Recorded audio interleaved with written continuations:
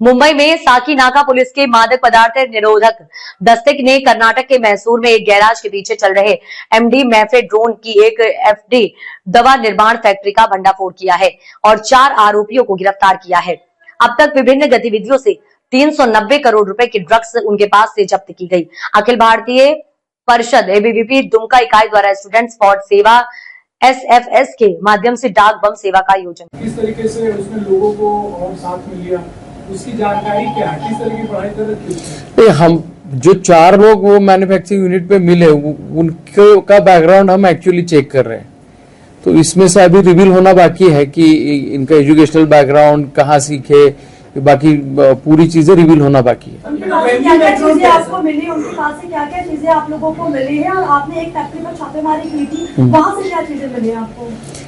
हमने कल जो रेड की है उसमें 188 केजीज ऑफ मेफेड्रॉन मैन्युफैक्चरिंग करने के लिए जो केमिकल्स लगते हैं, जैसे कि एसीटोन है, ब्रोमीन है, बाकी जो केमिकल्स है वो उसमें जो अपरेटस यूज किए जाते हैं वो हमें मिले हैं।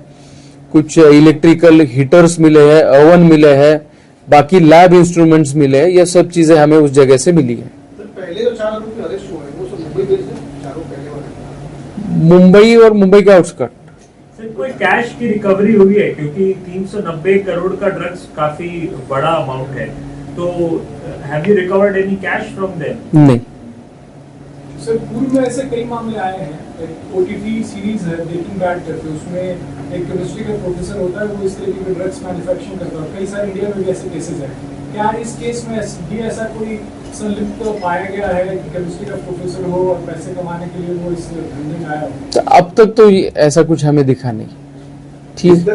वेस्टर्न महाराष्ट्र लिंक अप, जैसे इससे पहले भी हमने कई आपकी प्रेस कॉन्फ्रेंस कवर की है, कोल्हापुर, सातारा, वेस्टर्न महाराष्ट्र में भी बड़े बड़े ड्रग फैक्ट्री आपने बस्टेड की आपकी टीम ने, तो इस तरह का कोई कनेक्शन दिख रहा है वेस्टर्न महाराष्ट्र के जो ड्रग फैक्टर्स और ड्रग पेडलर तो उनको और ये मैसूर के जो लोग हैं? तो अभी रेड तो कल ही हुई है और इन चारों के पास तफ्तीश चल रही है, तो इसमें रिवील हो जाएगा कि ये स्प्रेड कहाँ कहाँ है। यदि इसके लिए हम एक अलग से टीम भी बना रहे जो इसकी छानबीन करेगी। फैमिली बैकग्राउंड कैसा है इन लोगों का? Do they come from a well settled family या गरीब हीन दीन तरीके के लोग? नहीं, ये कहना अभी तो बहुत मुश्किल है कि फैमिली बैकग्राउंड और बाकी चीजें हमने अब तक चेक नहीं की। पैसे बरामद नहीं।